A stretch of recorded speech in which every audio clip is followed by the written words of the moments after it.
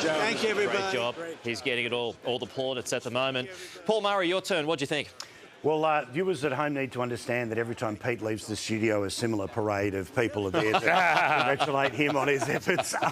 It is such a unique thing that in Australia we don't have such pomp and at times such nonsense, as well as what's playing out now. Just in real time, what is worth noting here is that generally speaking, the chamber will be a lot louder than it is right now on the way out. There would normally be Democrats that would want to stay around.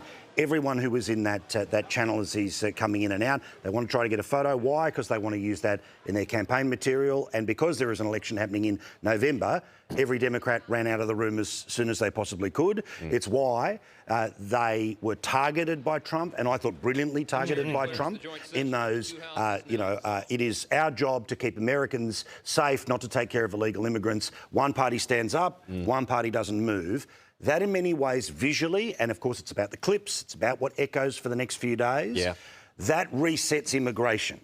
Because currently the immigration numbers where previously, obviously one of the reasons he won was about closing the southern border, that has happened. Then we move now into the deportations scenario and the confrontations in Minnesota and the ugliness that has come with some of that. For him to try to reset immigration on that front, I thought he was very successful in doing so, because anyone half watching saw there was one team who agreed with the principle, there was one team who didn't. Secondly, when it came to the economy, there was a couple of money-based announcements that were interesting, like $1,000 toward people's retirement accounts. Again, it won't stand out as a clip, but it's something for those politicians who currently are on the back foot. Trump's approval ratings are down, similar to where he was at some of the tougher parts of the first term. The generic ballot of Team Red versus Team Blue is trending Blue's way. So you have to be able to get all of those people to go back and have their fights. They've got one on immigration with the clarity of, well, you stood, you didn't stand. They've got one on money when it comes to that $1,000 and 401k.